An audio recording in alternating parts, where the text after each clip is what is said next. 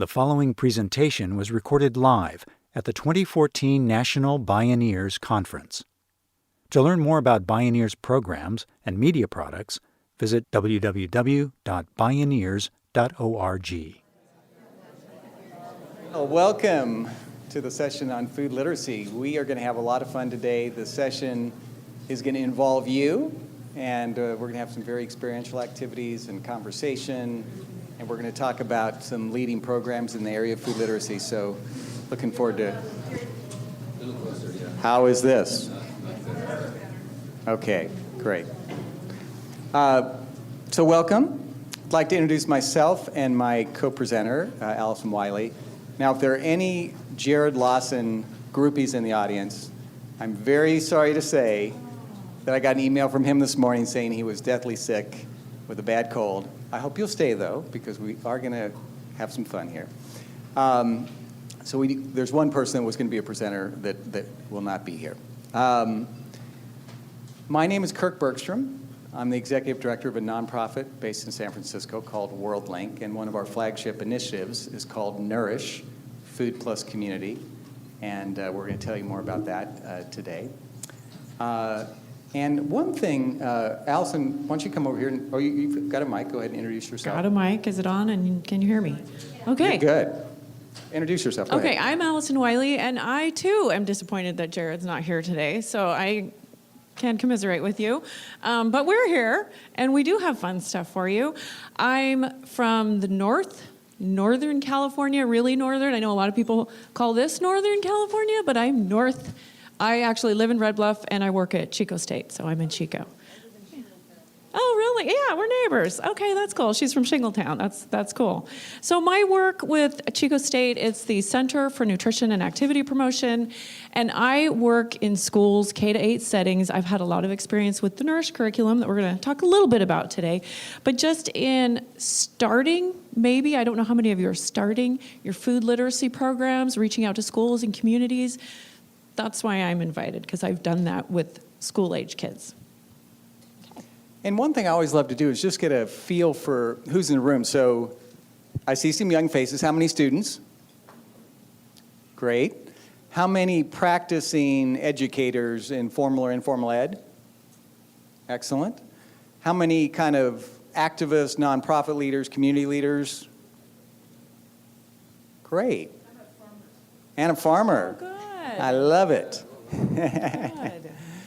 Well, one of the things that I really want to honor in these Bioneer sessions is, amazing people come to Bioneers. Each one of you has a wealth of experience to share. So, we've got some activities today that will allow you to learn from one another, to share with one another.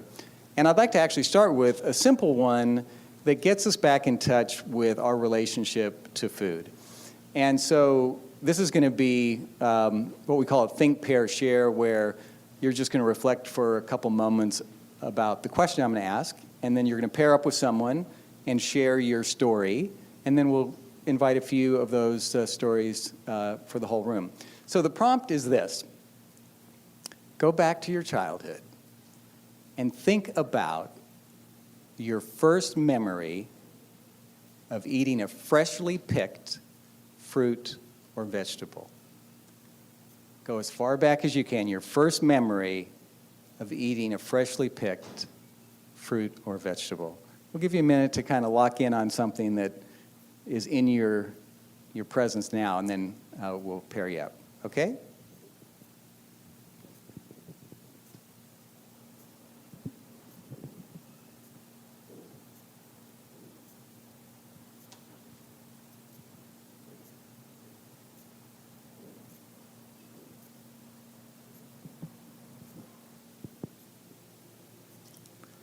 Hopefully, good memories are coming back. So go ahead and pair up with someone near you, or if you need to, move across the room or across the row, and share that first memory with someone. Go ahead. We'll give you a couple minutes.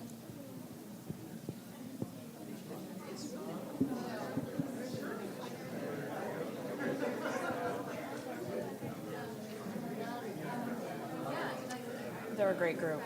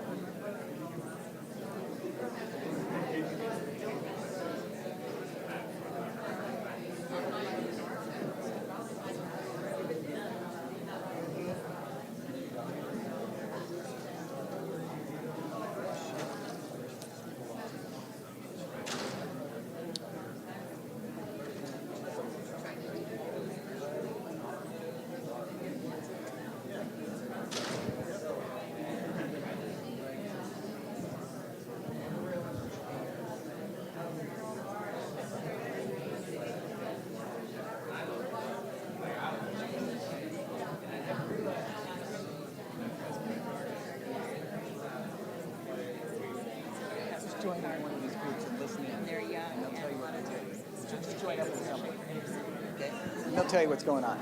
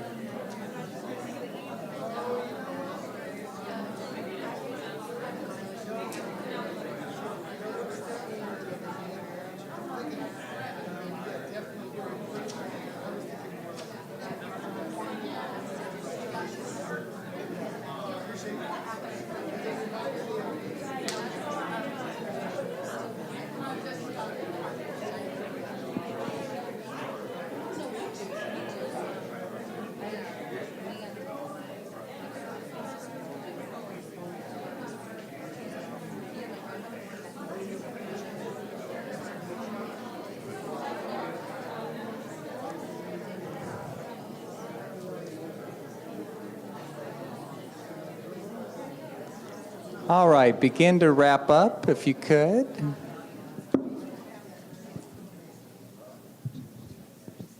I saw lots of smiles there.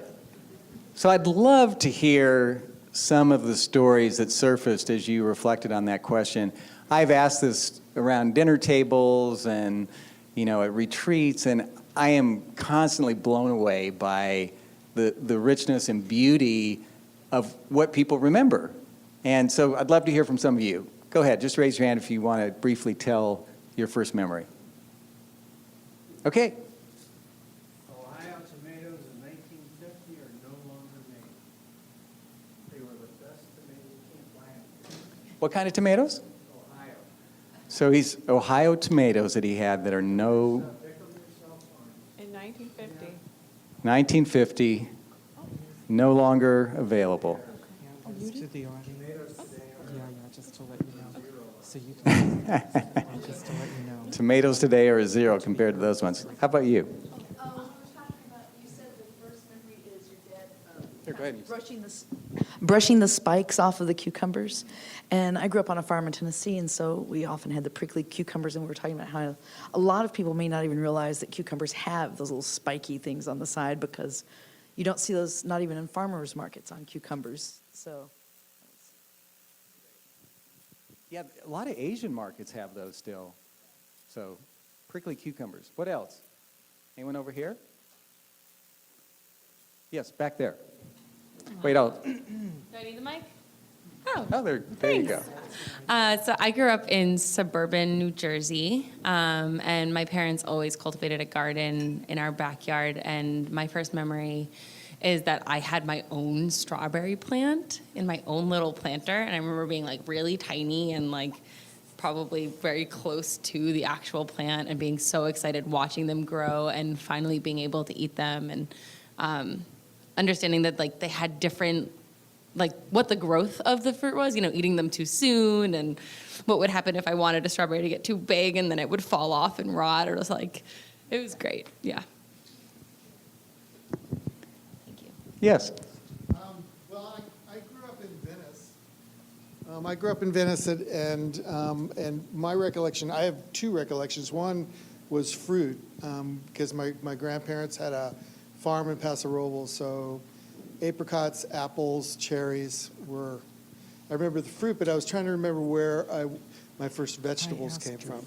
And there were some fields out where I used to ride my bicycle to play baseball.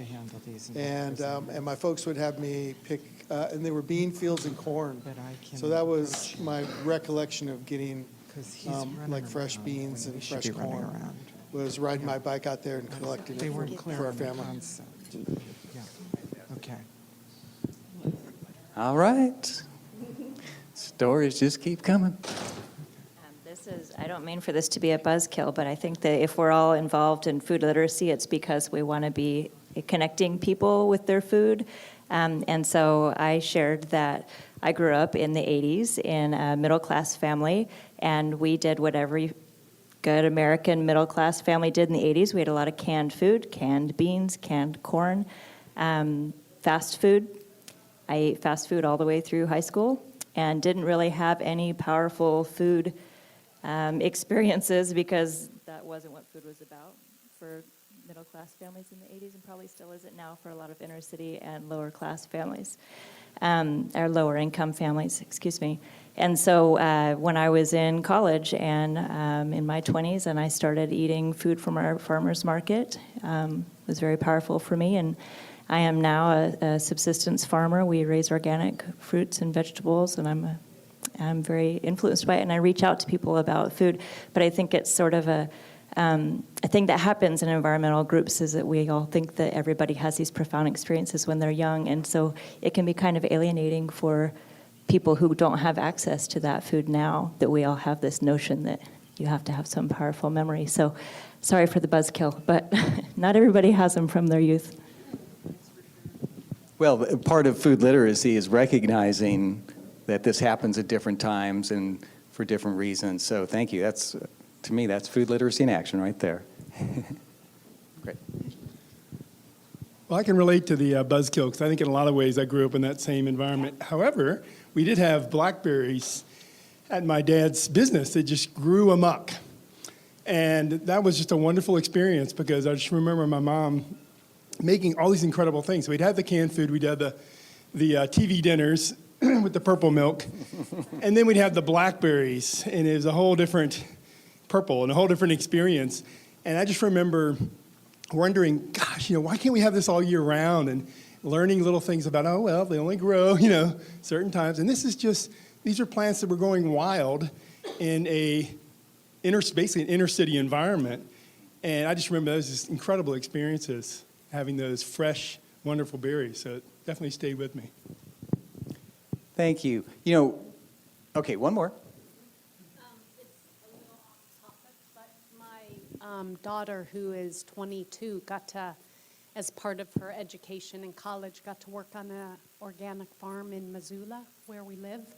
And she came home one day and said she has never known a sense of responsibility in her life until she was responsible for keeping those teeny little seedlings alive, and that she was in the middle of doing something and she remembered that she had to go water them, and she knew that it was up to her to keep those plants alive. So I don't know why I wanted to share that. No, that's great. Yeah, well, one of our assumptions about food literacy is that the more you understand about the story of your food, the more food literate you're going to be. And, this little sampling really showed us that when you're connected to more of that story, the source, and hopefully even who grew it and the conditions it was grown, the season, things like that, you become more food literate. So what I'd like to do now is just to share a few kind of big picture slides that help to define what we mean by food literacy. This is a relatively new term, and I think it's important for us as we're building a movement to have kind of common language and common understanding. So just want to show a few slides and welcome questions if they emerge, and then we're going to get back into some activities that involve you. By the way, anyone here from Massachusetts by any chance? Hey. That's Lincoln Farm in Massachusetts. The Food Project has a wonderful farm there.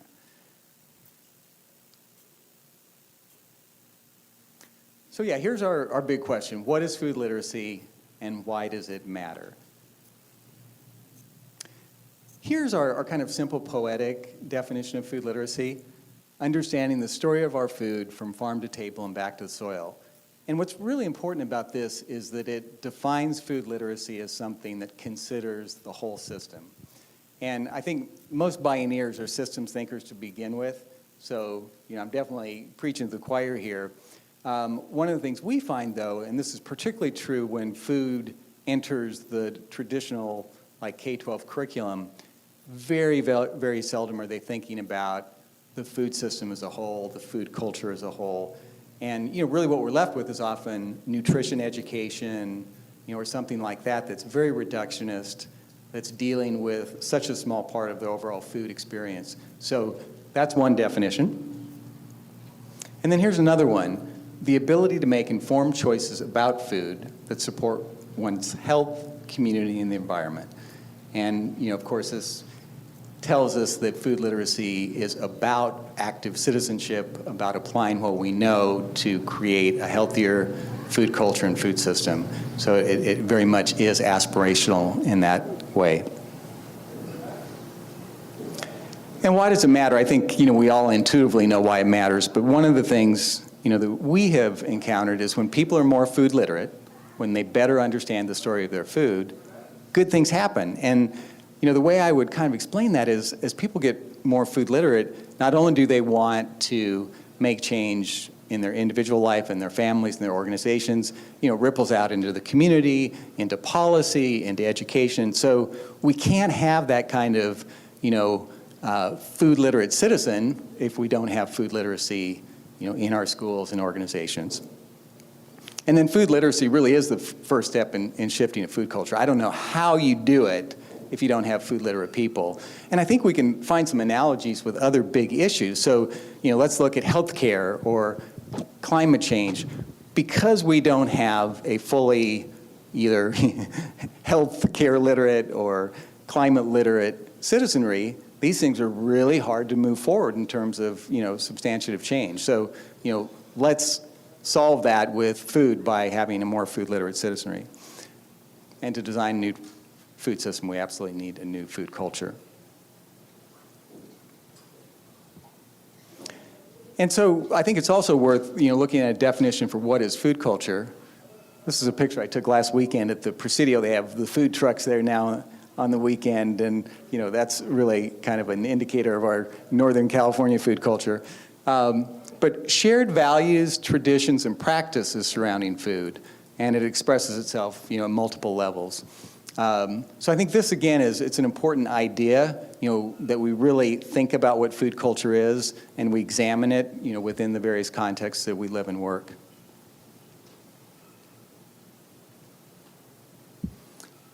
And, this is kind of a no-brainer, but if you're going to transform a food culture, you have to involve as many people as possible. And this is really true, I think, when you're looking to bring a food literacy program into a school or a community or organization or a faith-based community.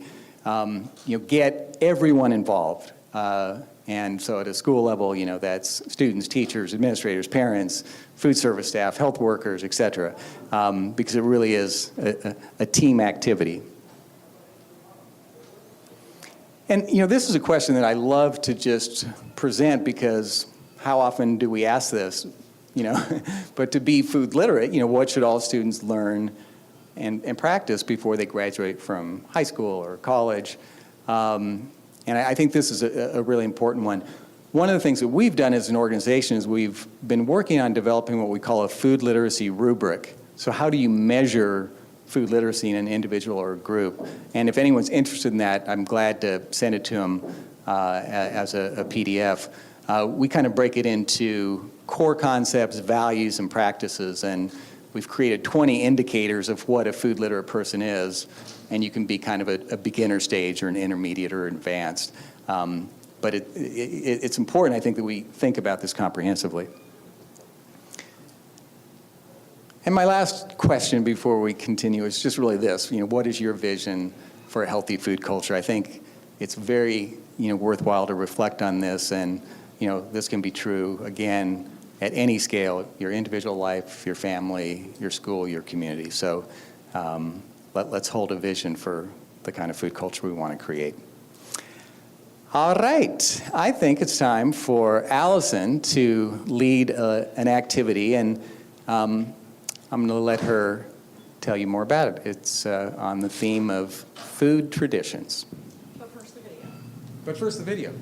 Thank you. But first the video. So we are going to do an activity while he gets this, after we watch this movie, and I'll talk while he gets this set up. One of the things that I love about my job is I get to work with college students. And I teach, we have a lot of nutrition students that work for us, kinesiology, health, just a whole spectrum of students.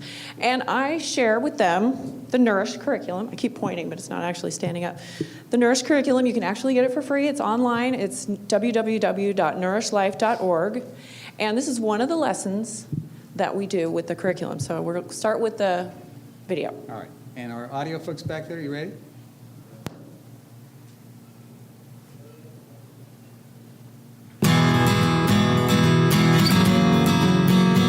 One of my favorite things to do is go to the farmer's market on Sunday mornings. When you're getting food from a local producer, when you're getting it from within 100 miles, when you're getting it after it's been picked freshly that morning, it's going to be so much more flavorful. I think the greatest joy I get from farming is when people tell me how incredible that tomato is, how incredible that potato is. It's about having a relationship and taking responsibility for your food.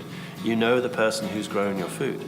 In the farmers market, there's so much opportunity for us to really acknowledge and honor the people who grow good, clean, whole foods and bring them to us. I know when I show up at the farmer's market that the food is local, that it's good for me, and that my dollar is going basically back to the farmer who grew the food. We are helping to strengthen the local economy, supporting our neighbors. It's up to us to ensure that farmers can continue to do the work that they do and provide us with the fresh, healthy local food that we all deserve.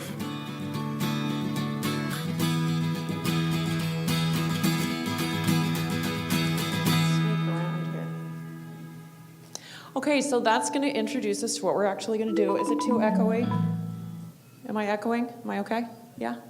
Okay, so we're talking about food tradition, right? We were talking about the farmer's market there. The story of food is embedded in the stories of who we are and is part of our history. So with this lesson, I like to always show a video, but I also like to write the essential question, and you can't see it. I did write that essential question because I like the visual. I want you to see as I go through, and you can see the PowerPoint and all the new things that I want you to read, but I don't want you to forget what my essential question is. Okay, and I'm going to read it to you, but I think we have it on a slide too. Coming up. What can we learn about our culture and one another through the foods we eat? So we already learned through some of the prompts that you guys gave. So if I put this up here on the essential question, that way you've got people whose minds are wandering or whatever, you're tired or you're super involved. You guys are so involved. This has been a long day, maybe a long weekend, so much interesting information, and you guys are so into this. I love it.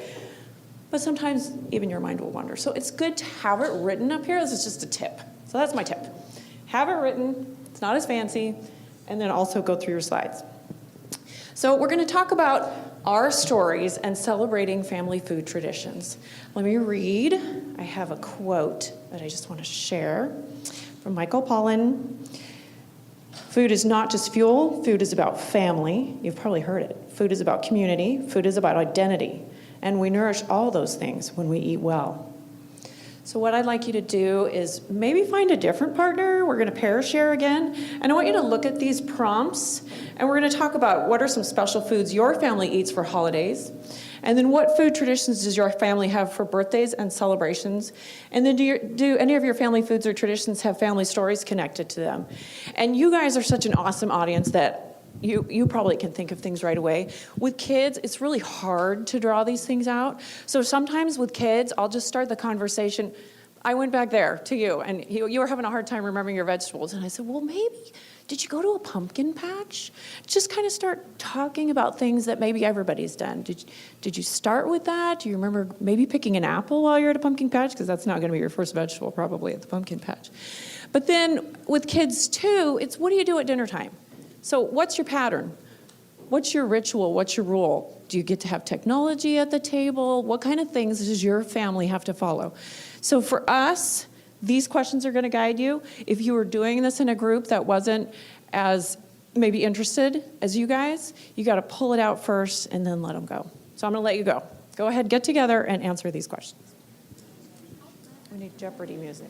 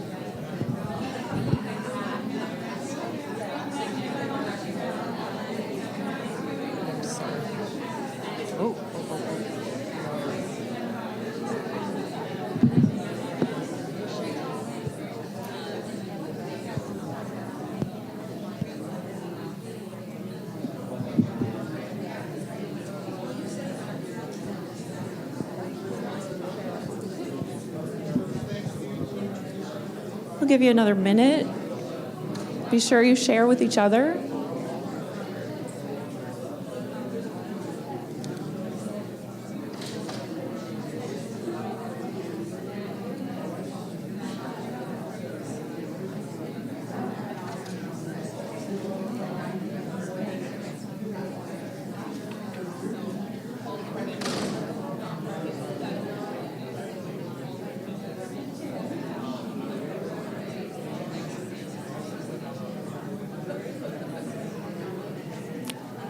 I'm going to invite you to finish your story and come on back.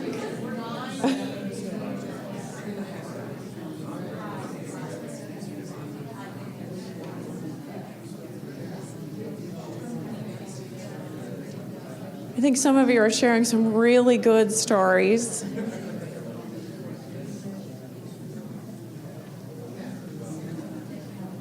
Finishing up here.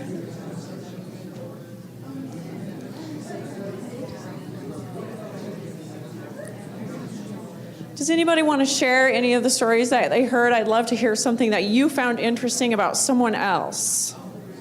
So tell me about someone else. Thank you. You get the microphone. Okay. So my friend here is from Spain. She's visiting. She's my friend's exchange. And she told me about a holiday that they celebrate. What was it called? Well, we call it Roscón de Reyes. It's in Spanish, so you... Yeah, and she told me about some of the things that they eat, and it sounded really delicious. One of them is chicken stuffed with apples, and what was another one? This sweet bread with sugared fruit, kind of, is a traditional dessert. And what else? What was the other thing? Oh, a soup with eggs and vegetables and onions. And it's just interesting to hear about some other traditional foods from a holiday in a different country that we don't celebrate here, because I'm so used to like turkey and stuffing and all that stuff. So, and you know what? There's nothing wrong with turkey and stuffing. We want to be fine with what people share, right? But that is really interesting. I was thinking, oh, apples are in season. Well, I could do chicken and apples. That's a really good idea. So I'm always thinking about that too. Do you want to share yours? Okay. So I grew up in Germany until I was 9, and to this day, my mom for Christmas will make recipes that have been passed down from our grandparents, and I swear that you can't even get these type of cookies like anywhere in the States. They're mind-blowing, and she would keep them in all these tins, and my dad would read to us, or we'd play family games together, and we'd pull out the tins, and there was always a Christmas mouse, because sometimes the cookies would disappear out of the tins. That's really cute. And you know, you do get hungry when you talk about food all the time, always. We have to always have a tasting, maybe a cooking demo when we talk about food. How about you? You want to share about somebody else in your group, something that you found interesting about somebody else? And I have to say, you get a star because you remembered your friends. Oh, back here. Here, I'll come back to you. You remembered your friends. So often with kids, all they hear is what they're saying. They don't hear what the other person has said to them. So good job. Thanks. So Tom and I were talking about Thanksgiving, and he was telling me that he grew up with a traditional American Thanksgiving turkey and stuffing. But I was really appreciating how he was saying how holiday food traditions have shifted for him because his wife is Chinese. And so now he gets to experience holiday food in a different way and finds himself gravitating towards the Chinese dishes that are sitting next to the turkey and stuffing. And the more diversity from what he experienced when he was growing up. Yeah. Yeah, super interesting. Okay, I'm going to come back to you. Did you figure something out? Oh, she's got one for you. There you go, right there behind you. So she shared a story about her grandfather who really enjoyed canned cranberry sauce at the holidays that he would slice up.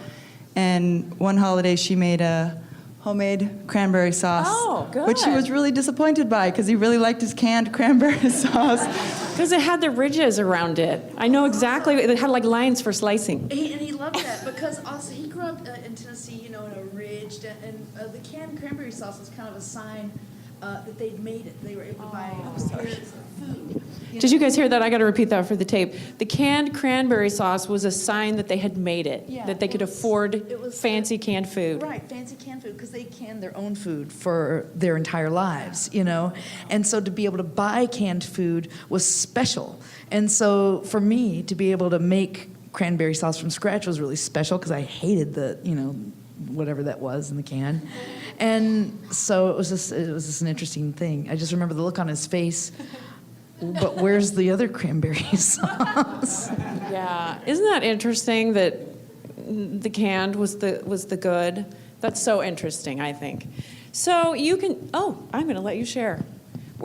You're from Shingletown. That's right. You're my neighbor. Here you go, neighbor. Mine is not something that happened to David. That reminded me when we raised our own winter squashes for years and years, and so we make our pumpkin pie from butternut squash usually.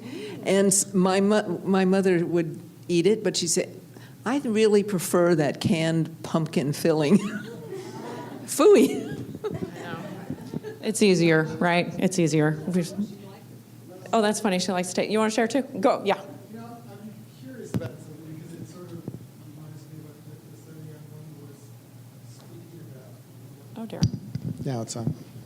And that is sort of changing traditions, because that was also one of the things that we were talking about. And it sort of reminded me, like I came from a very traditional Thanksgiving and Christmas kind of meal with ham or turkey or, things like that. But now during the Christmas season, we get together and we make our own, dim sum, and we make our own noodles and. This is a really fun activity because you do learn that. There's all kinds of interesting things. And there's fabulous ways of making new traditions. You don't have to stick to those old traditions. Right, and I think that is kind of the point that I have sort of, would pass on. With the many teachers and classrooms that I've been in, just the Super Bowl, there's a tradition. Kids can't remember their tradition. They can't remember Thanksgiving. They can't remember Christmas. But they remember the Super Bowl, and they remember the chili, and they remember the nachos, and they remember that they get to eat unlimited amounts. So I'm just encouraging you. Are you standing to cut me off? Just worried. Okay.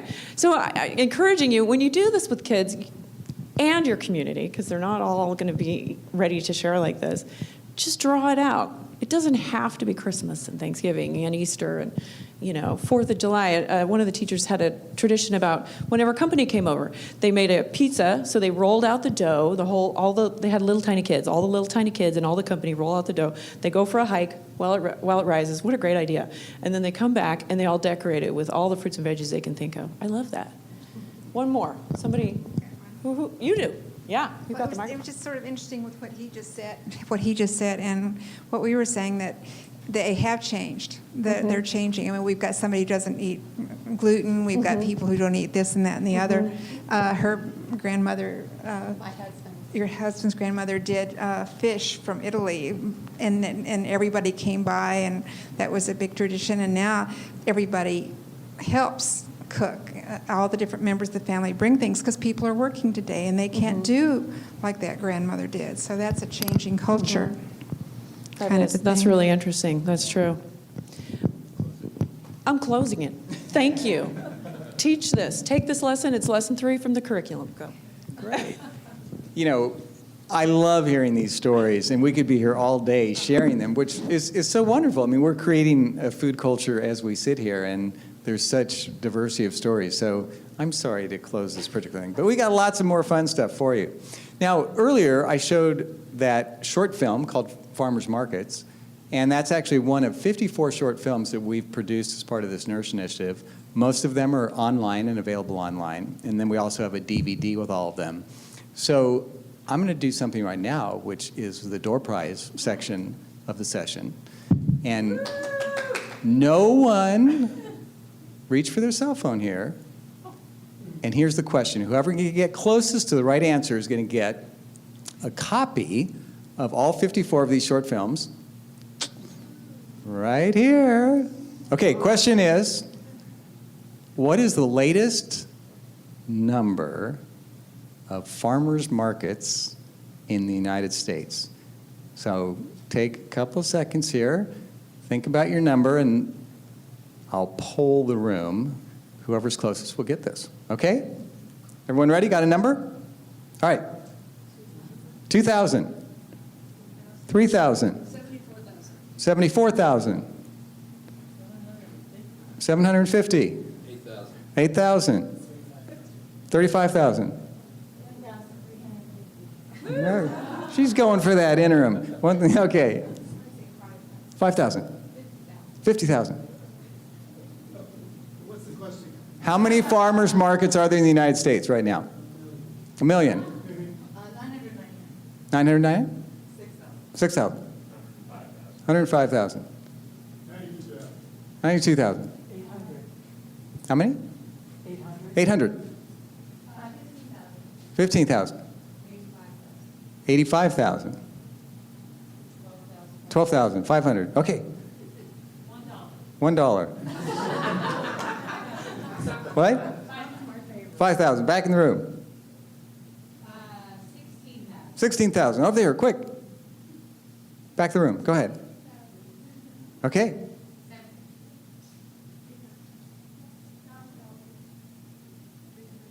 300. Okay. 20,000. 22,000. 3,000. 9,000. Okay. 741. Okay. 25,000. Okay. 3,500. 12,500. Okay. 7,000? 4,000. Okay. So we're going to have a quick runoff here, which is anyone that said between 7,000 and 9,000, you're still in the running. And now you can refine your guess. Who, raise your hand if you're between that? 1, 2, 3. Okay. New guesses. Stick with 8,000. Sticking with 8,000. 7,400. 7,400. 8,500.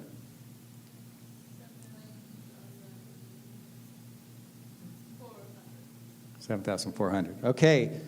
The winner is...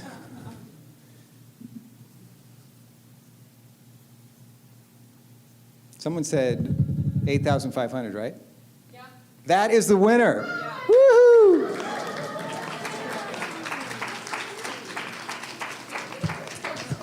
It's actually a little less than that, but closer than Artie's 8,000. Can I talk about the video that she's won? Can we talk about what she's won?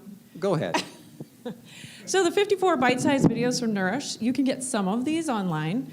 This is a great video CD to put in your laptop and watch while you're cooking. This is what I do all the time, actually. You can just open it up, or maybe you've got your TV right there. And they're just a minute, 2 minute, none of them are more than 2.5 minutes long. So it's just great. You can take days, weeks, and watch them. They're wonderful. Sorry. And just because I'm feeling really generous, I have an extra DVD. It's not the short films, but there are 13 of them on here. So Artie's disqualified as a member of the Bioneers staff. Who were the other two that guessed in the 7,000s? You said 7,000. You said what? Okay. Now you know it's somewhere between 8,000 and 8,500. Pick a new number, and the winner will get this. Okay? That's hard. Okay. We have two. There's no competition required.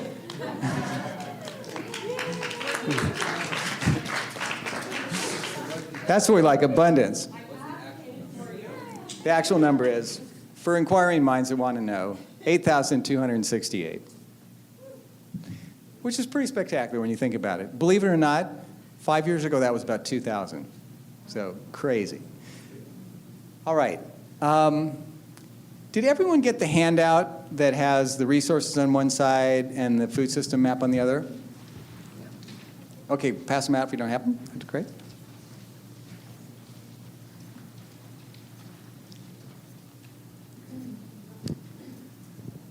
So part of the work of food literacy is considering the whole and understanding connections and relationships.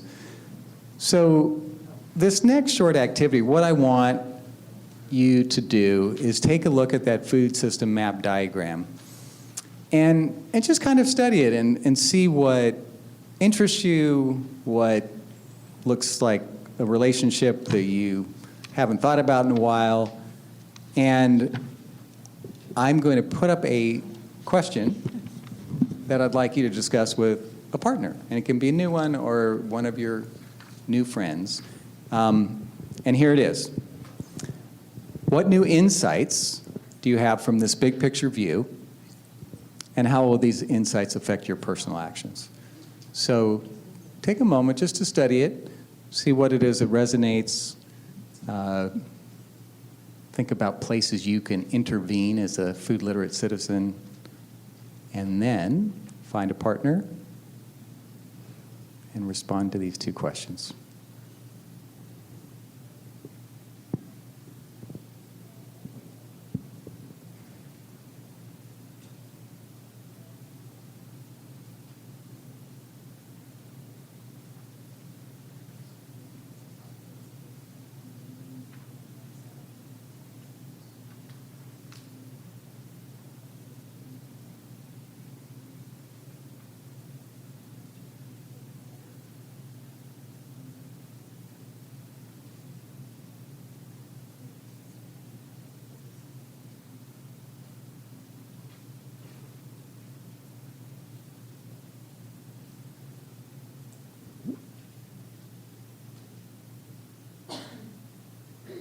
All right, go ahead and find a partner. And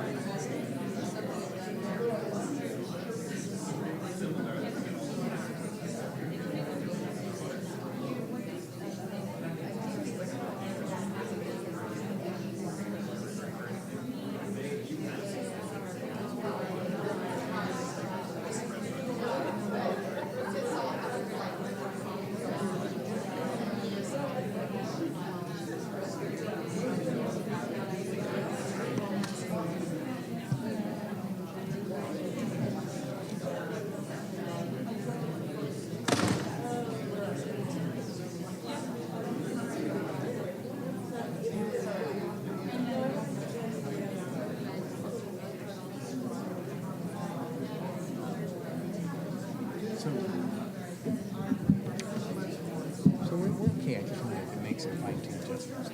So we talked about maybe starting with alpha fiber. So I think we'll just do a few shares there. And then, for this part, I think we should try to within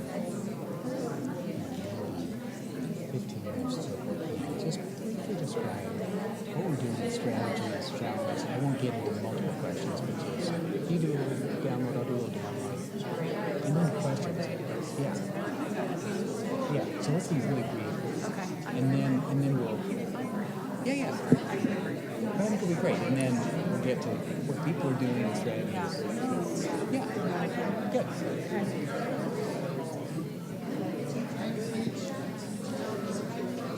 All right. I'm going to bring you back, if I may.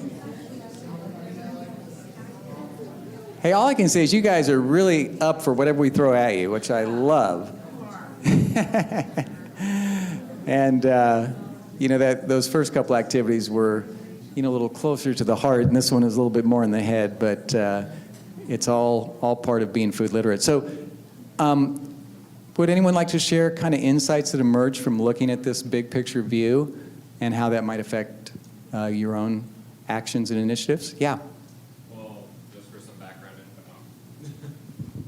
Just for some background info, I'm an architectural design student in Denver, Colorado. So looking at the chart, I see that there is a line going out for trash that's like exiting the system here. And from a design standpoint, that is just like, who knows how much waste that is. Like if it's supposed to be a functioning system, it needs to be completely closed. So that just like, and then you trace the line back, and it's because of all of the different handlers and middlemen that you have to go through for your food, which supports the whole idea of local food. Nudge, nudge. But yeah, so that was just standing out to me because it seems very subtle, but it's like that's a huge like flaw in the system. Great, thank you. What other insights emerged from looking at this? Yes, Artie.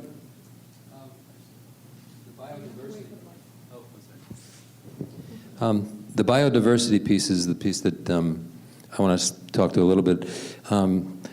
As beautifully done as this is and completed as this system is so complex that this is actually, doesn't even express all of the interrelationships, right? So biodiversity is really sort of an underpinning for this.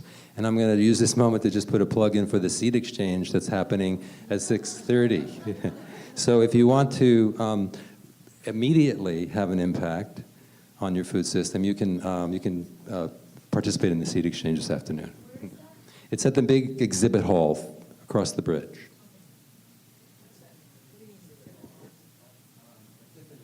Yeah, if you know where the Epiphany Theater is, it's right across the bridge when you first enter, and how wonderful, a seed exchange. So I highly recommend it, 6:30.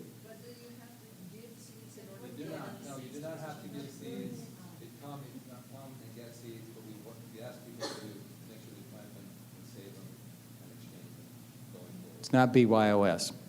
Okay. And thank you, Artie, for underscoring that, biodiversity is really, a baseline condition. No question about that. So, good one. Anyone else have something that's an insight? Yes.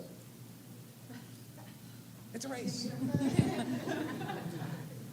The first thing I noticed was what's absent from that, and that is the importance of healthy oceans and healthy fisheries and the important role that wild fish can play in our food system. But I'm from Alaska, where we have fish to school programs, not farm to school programs. And then the other thing we were talking about is that things are very siloed in this, and maybe this is what's happening now, but the ideal would be that there's more of a crossover between the social and economic and environmental systems, so we're all working towards those triple bottom line benefits. But really great insights. Yes, we struggled with how to get fish in there, and I will say this, that the food literacy rubric that I mentioned earlier has sustainable fisheries in it, and the Nourish Initiative itself is very much about sustainable seafood. We have some material on the website about that, so I agree that's very much part of our food system. And yes, we really view this map as a work in progress, and for the principal reason is to get people to think more systemically. And there's a free study guide that comes with this This is also freely downloadable off the website. You can get a bigger version, like 18 by 24. And one of the questions on the study guide is, what's missing from this? So you helped answer that one. Okay. Do you want another comment on that? Yes, please. Well, I love this. And one thing I was thinking about is the aspect of, and I was trying to see how it might be reflected here, but personal home gardens and neighbors sharing food. And like in our community, we have an initiative that we're harvesting. We have the benefit of many, many wonderful citrus and fruit trees. So we've been volunteers and community members harvesting that food and just going straight to the food bank. So I don't know if it'd be another circle and some other lines, but that's, great, wonderful food is coming into the mix that way as well and supporting people. Thank you. That's a great one. I Go just ahead. heard about a young woman who is starting a Craigslist sort of a thing around excess food. So I have 500 pounds of zucchini, come get it. Or That's about time to have something like that. Yes, our persimmons need to be picked, and I'll put some of them on that. Don't forget cropmobster.com. Yeah. That Mobster.com. Yeah. All right, so for the rest of our session, what we wanted to do was briefly talk a little bit about our work so that you have some strategies for approaching a food literacy program. And then we really want to hear from you, because I know there's some great thinking and wisdom in this room. So there'll be plenty of time for both questions and then also for you to share good work that either you're doing or that you want the rest of us to know about, okay? So Alyson, why don't you join me up here?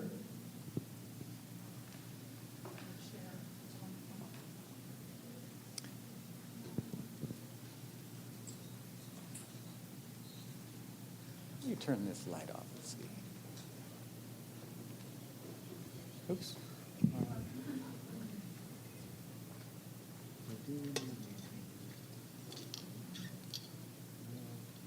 Isn't there something just to make this go black? Oh, that's possible. Yeah, great. There we go. Where's that other mic? Can we borrow it real quickly? The portable?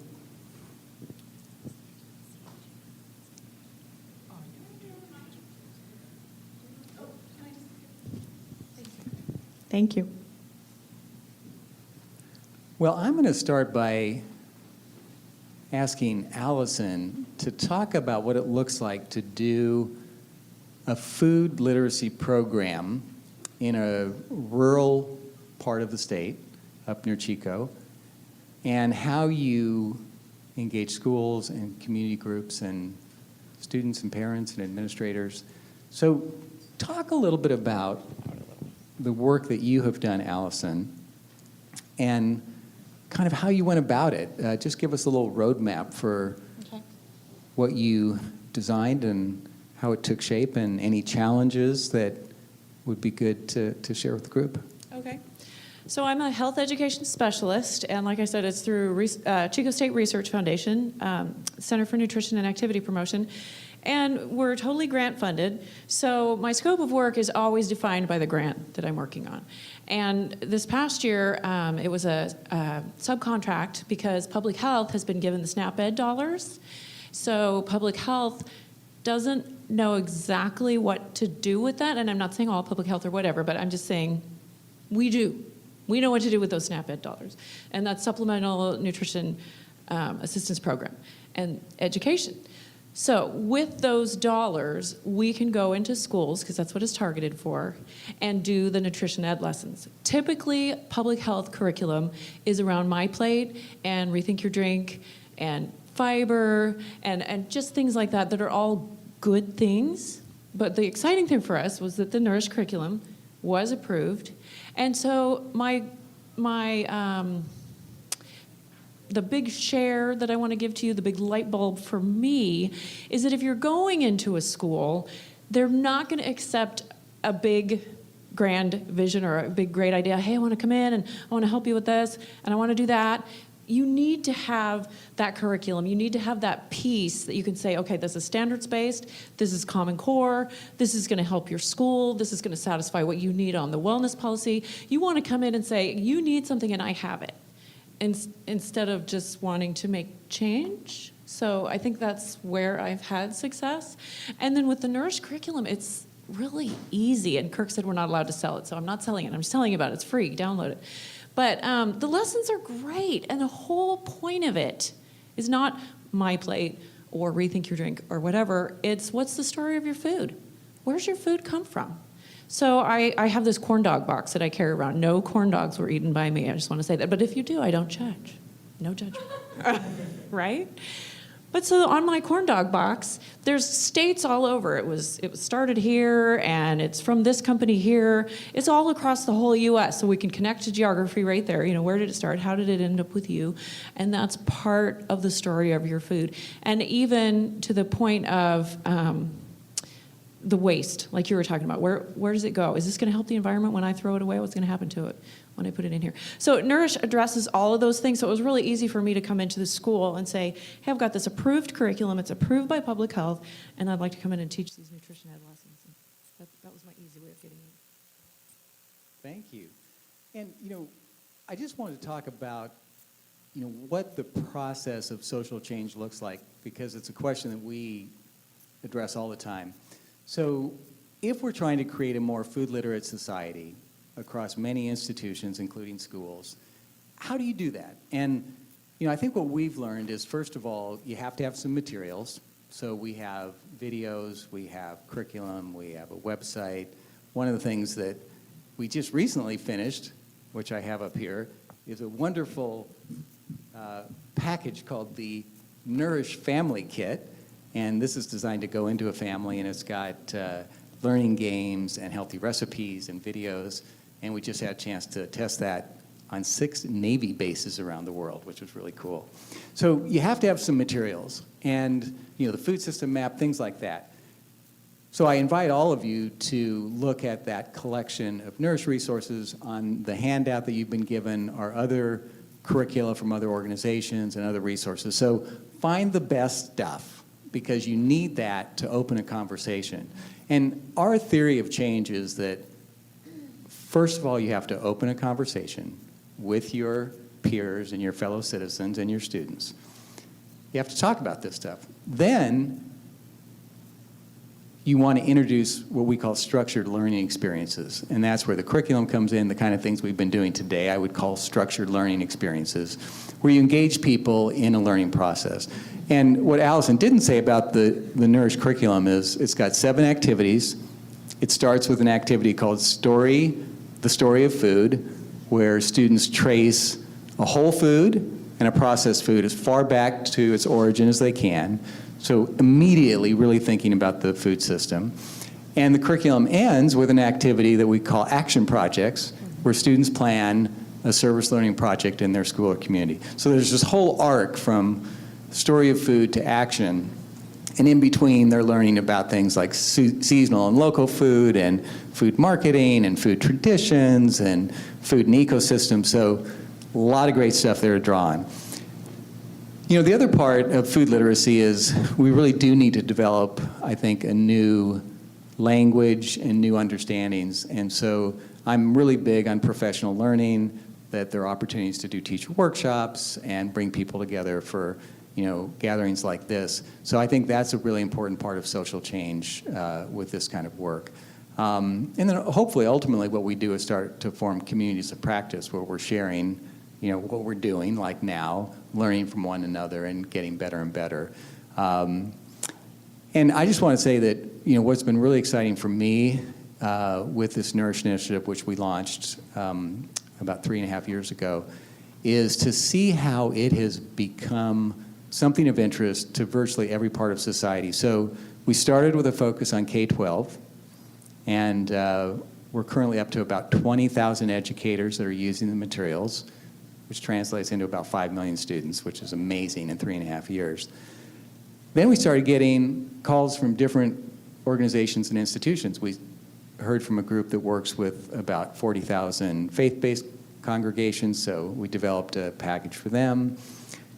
We started working with the U.S. Navy. I could have never in 100 years predicted that would happen, but the Navy wants a healthier food culture, and they want more food literate sailors and families. So now we're working around the world with the U.S. Navy. We're starting to work with corporations that are interested in bringing this into their companies. And so really what it takes is a champion. I think all of you are those champions. And what I encourage you to do is to really look at your organization, your school, your community, and say, where can I begin to assemble, some fellow revolutionaries and find ways to begin increasing food literacy, because good things will happen for sure. And Alyson, let me throw it back to you. What have been some challenges in doing this work? What makes it difficult? What are kind of the constraints you found, whether they're mindset or political or institutional? What would you say are some of the big challenges? So I'll get into challenges. I just thought when you were talking, another way you could connect this is worksite wellness. This is such a big deal right now. We want to have good policies at work. And the activities in the Nourish curriculum or food literacy, it's a great idea to get that conversation going and have a truly valuable worksite wellness policy. So challenges. Well, challenges. The challenge for me is that food service in public school is very defensive. And I always say I don't think that these people started out wanting to give children things that will harm them. I don't think that they did. And I think they're passionate people who love kids, because they do. But because of rules, because of regulations, it is what it is. So when I'm presented with making a change at a school, I right away go in and meet the food service people. I try to encourage them and tell them, hey, I'm on your side. I want to see change. And I encourage them in a way. I tell them, I know you want to be serving better food, because they do. I mean, they're nutrition people too. And truly they do. They should, right? It is an argument. Anyway, so that's the big challenge that I have, is coming in, trying to tweak a little bit of change when that almost requires an act of Congress. Great. For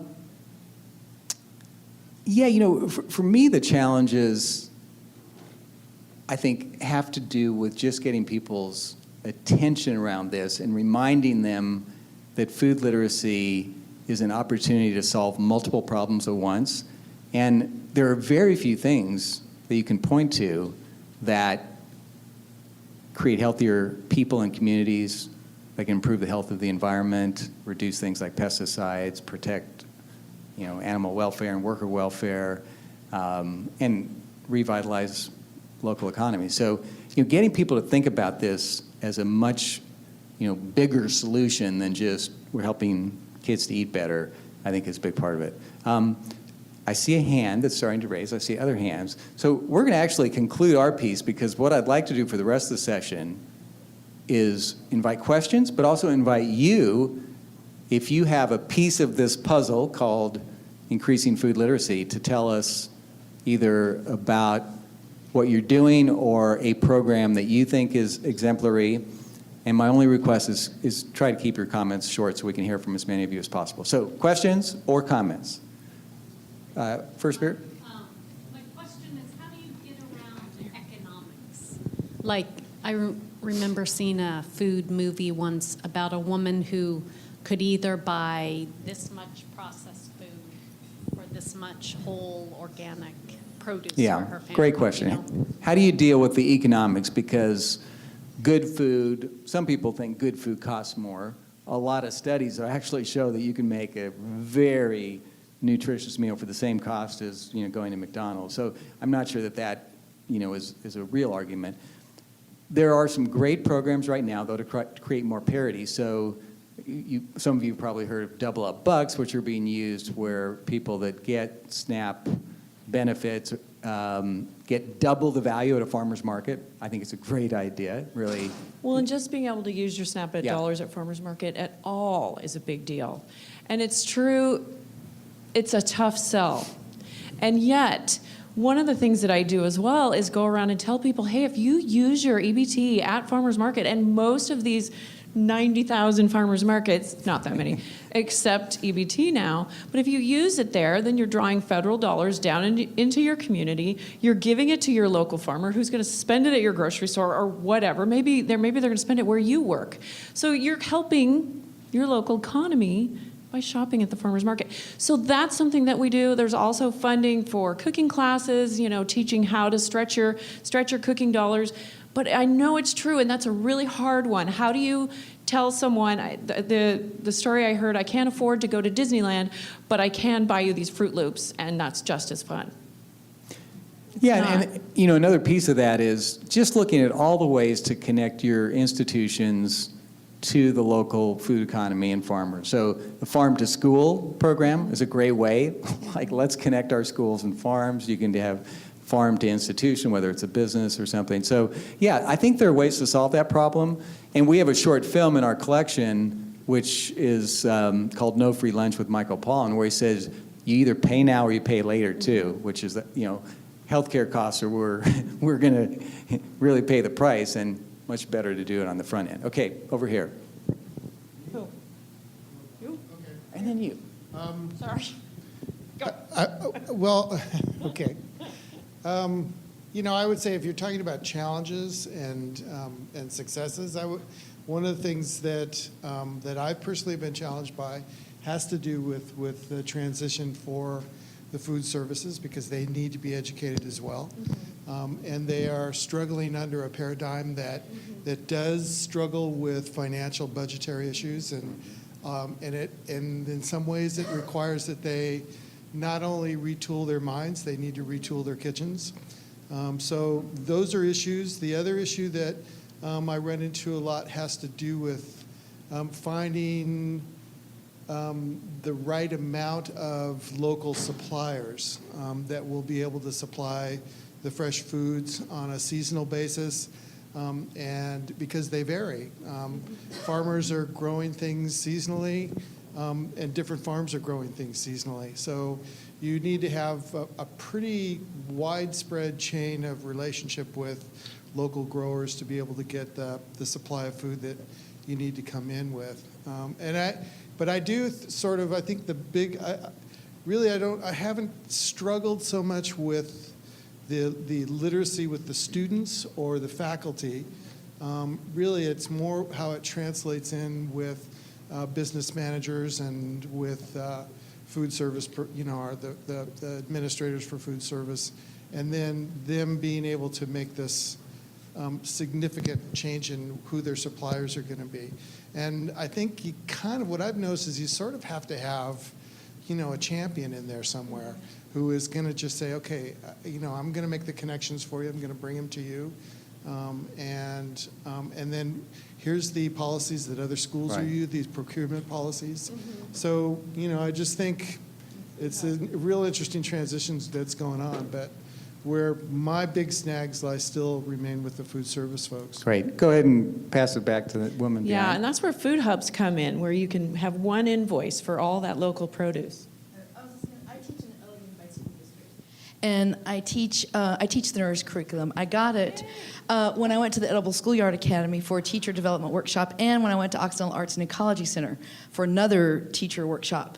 And what has been really helpful in teaching it is I am fortunate we're a really urban school between the Hollywood sign and downtown, and we have 1,800 students, and I have everyone from a student whose father's the art director on Mad Men to another child who told me he really likes coming to school. He was sad we were off for Rosh Hashanah because when he comes to school he gets lunch every day. So that's the diversity of economics we have at my school.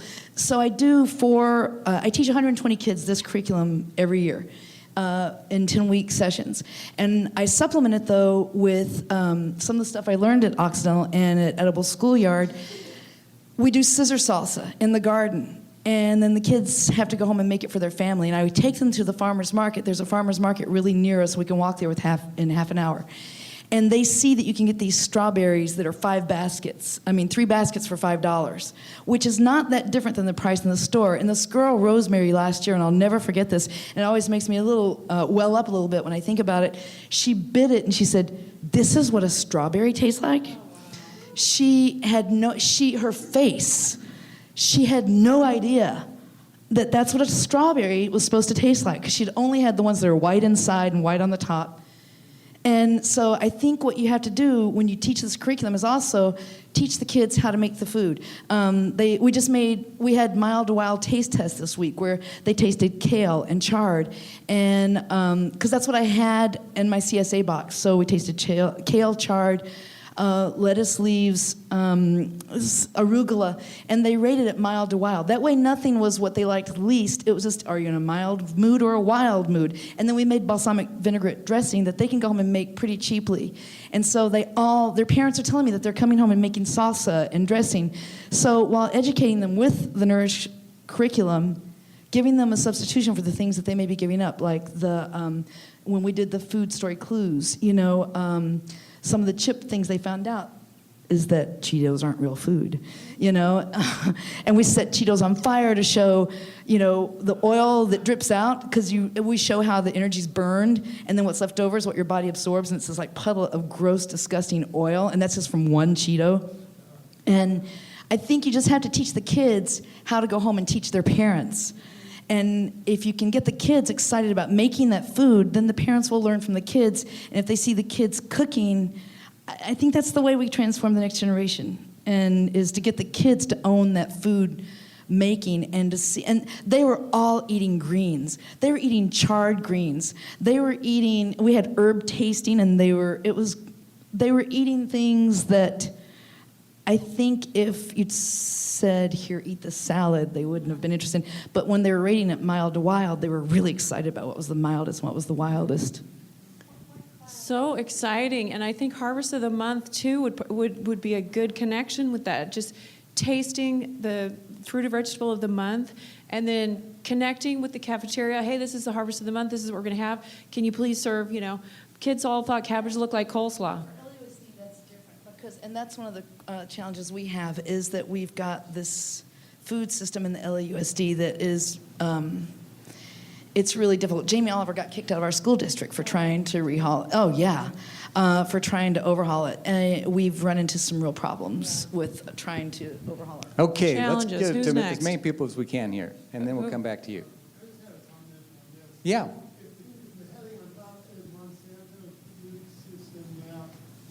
It would make more sense to me.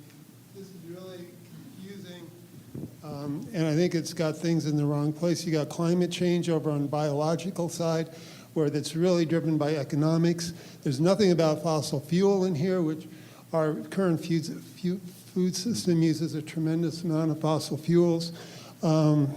It's just, I think it's a complicated thing. This is a huge oversimplification, and maybe you need to have two. Maybe you need to have one that's our current food system, and a second one that's like a revisioned food system that we could be moving towards.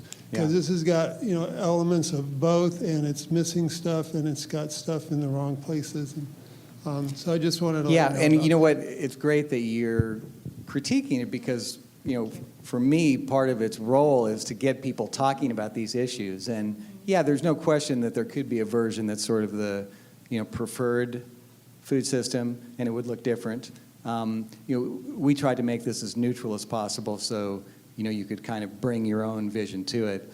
But yeah, I'm glad it sparked some comments, and I'm glad that you're looking at what's missing, and that's exactly what we want. As I said, a work in progress. Thank you.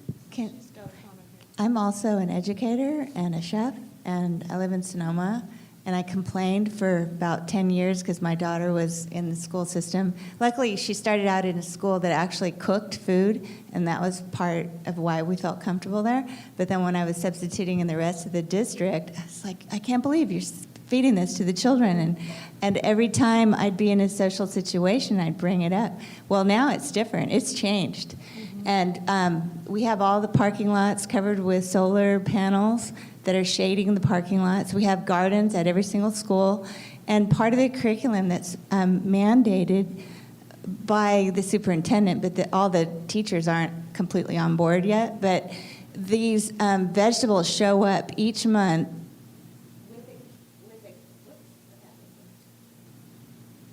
with a kit with some suggestions about lessons that could be made around the cabbage, for example, that showed up while I happened to be there.